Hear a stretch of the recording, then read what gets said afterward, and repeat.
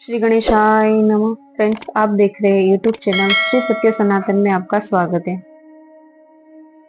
आज हम बात करने वाले ज्येष्ठ मास शुक्ल पक्ष निर्जला एकादशी। इस एकादशी को हम पांडव एकादशी, भीम एकादशी और निर्जला एकादशी भी कहते हैं। सर्व एकादशी में इसे श्रेष्ठ एकादशी कहा जाता है। अगर हमसे सारी एकादशी का व्रत ना हो तो भी साल में एक बार इस निर्जला एकादशी का सारे नियम पालन करते हुए इस एकादशी का हम व्रत करते हैं तो सारी एकादशी का पुण्य प्राप्त हो जाता है। तो चलिए इस एकादशी की व्रत कथा का हम पठन करते हैं। ओम विष्णवे नमः। एक बार की बात है, मुनि वेद व्यास जी इंद्रप्रस्थ आए थे पांडवों के घर।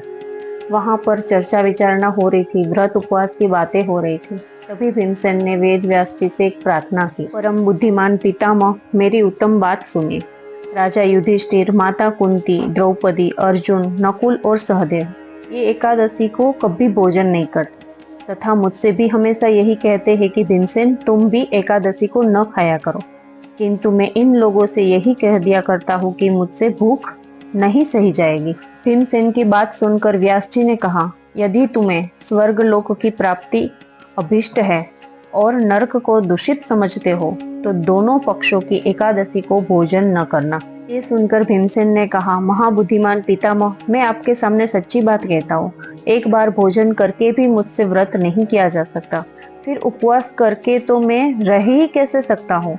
मेरे उदर में वृक नाम का अग्नि सदा प्रज्वलित रहता है, अतः जब मैं बहुत अधिक खाता हूँ तभी वह शांत होती है। इसीलिए महामुनि, मैं वर्ष भर में केवल एक ही उपवास कर सकता हूँ जिससे स्वर्ग की प्राप्ति सुलभ हो तथा जिनके करने से मेरा कल्याण भी हो। यह सुनकर मुनि जी ने कहा कि भीम, ज्येष्ठ मास में सूर्य वृष राशि पर हो या मिथुन राशि पर शुक्ल पक्ष में जो एकादशी हो उसका यत्न पूर्वक निर्जल व्रत करो। केवल कुल्ला या आचमन करने के लिए मुख में जल डाल सकते हो, उसको छोड़कर और किसी प्रकार का जल विद्वान पुरुष मुख में न डाले, अन्यथा व्रत भंग हो जाता है।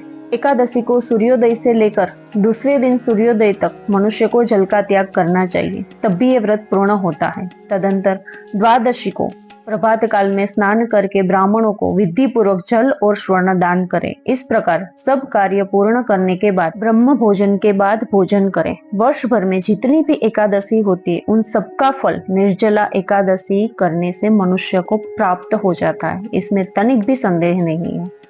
शंख चक्र और गदा धारण करने वाले भगवान केशव ने मुझे कहा था कि यदि मानव सबको छोड़कर एकमात्र मेरी शरण में आ जाए और एकादशी को निराहार रहे तो वह सब पापों से छूट जाता है।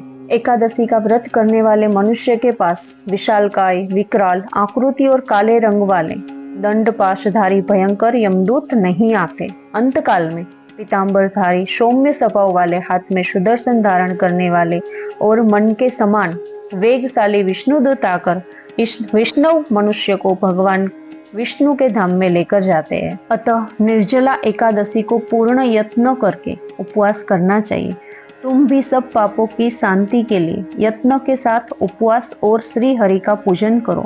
स्त्री हो या पुरुष, यदि उसके मेरु पर्वत के बराबर भी महान पाप किया हो तब भी वह सब एकादशी के प्रभाव से भस्म हो जाता है। जो मनुष्य उस दिन जल के नियम का पालन करता है वह पुण्य का भागी होता है। उसे एक एक पर में कोटि कोटि स्वर्ण मुद्रा दान करने का फल प्राप्त होता है। सुना गया है कि मनुष्य निर्जला एकादशी के दिन स्नान, दान, जप, होम आदि जो कुछ भी करता है वह सब अक्षय होता है। वह भगवान श्री कृष्ण का कथन है। निर्जला एकादशी को विधि पूर्वक उत्तम रीति से उपवास करके मानव वैष्णव पद को प्राप्त कर लेता है। जो मनुष्य एकादशी के दिन अन्न खाता है वह पाप भोजन करता है। इस लोक में वह चांडाल के समान है और मरने के बाद दुर्गति को प्राप्त होता है। जो ज्येष्ठ के शुक्ल पक्ष में एकादशी को उपवास करके दान देंगे वो परम पद को प्राप्त होंगे। जिन्होंने एकादशी का उपवास किया है वह ब्रह्म हत्यारे, शराबी, चोर तथा गुरुद्रोही होने पर भी सब पापों से मुक्त हो जाते हैं। हे कुंती नंदन, निर्जला एकादशी के दिन श्रद्धालु स्त्री पुरुषों के लिए जो विशेष दान और कर्तव्य विहित है उसे सुनो। उस दिन जल में शयन करने वाले भगवान विष्णु का पूजन और जलमयी धेनु का दान करना चाहिए, अथवा प्रत्येक धेनु या द्रुतमयी धेनु का दान उचित है। पर्याप्त दक्षिणा और भांति भांति के मिष्टानों द्वारा प्रयत्न पूर्वक ब्राह्मणों को संतुष्ट करना चाहिए। ऐसा करने से ब्राह्मण अवश्य संतुष्ट होते हैं और उनके संतुष्ट होने पर श्री हरि मोक्ष प्रदान करते हैं। जिन्होंने सम, दम और दान में प्रवृत्त हो श्री हरि की पूजा और रात्रि में जागरण करते हुए इस निर्जला एकादशी का व्रत किया है, उन्होंने अपने साथ ही बीती हुई 100 पीढ़ियों और आने वाली 100 पीढ़ियों को भगवान वासुदेव के परम धाम पहुंचा दिया है। निर्जला एकादशी के दिन अन्न, वस्त्र, गौ, जल, शया, सुंदर आसन, कमंडल तथा छाता दान करने चाहिए। जो श्रेष्ठ एवं सुपात्र ब्राह्मणों को जूता दान करता है वह सोने के विमान पर बैठकर स्वर्ग लोक में प्रतिष्ठित होता है।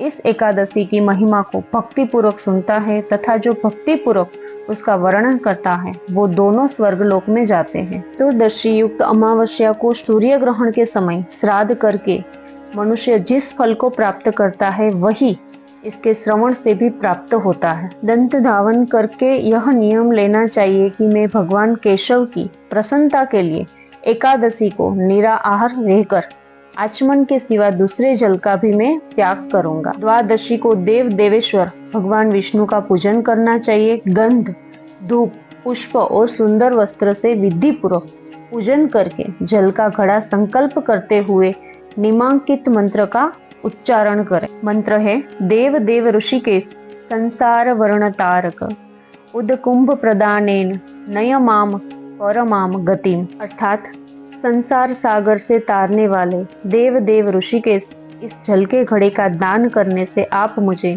परम गति की प्राप्ति कराई।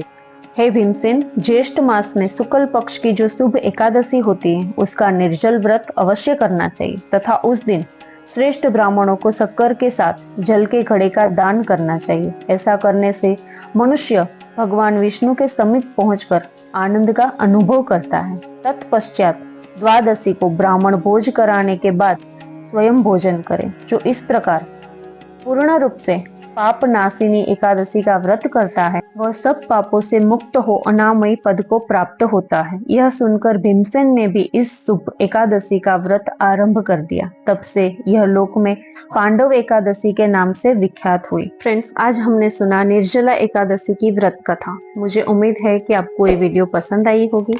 अगर वीडियो पसंद आई है तो लाइक, सब्सक्राइब एंड शेयर करके मुझे जरूर सपोर्ट करें। तो मिलते हैं नेक्स्ट वीडियो में। तब तक जय श्री कृष्ण।